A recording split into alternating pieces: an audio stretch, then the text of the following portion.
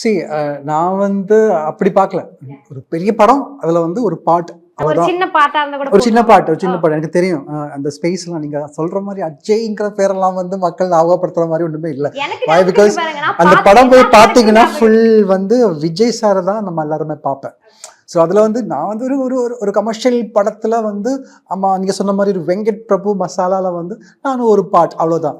அதுவும் இவ்வளோ பெரிய ஜாம்பவான்கள் கூட பிரபுதேவா மாஸ்டர், அப்புறம் பிரசாந்த் சார், விஜய் அண்ணா அவர் கூட எல்லாம் நடிக்கிறதே பெரிய விஷயங்க.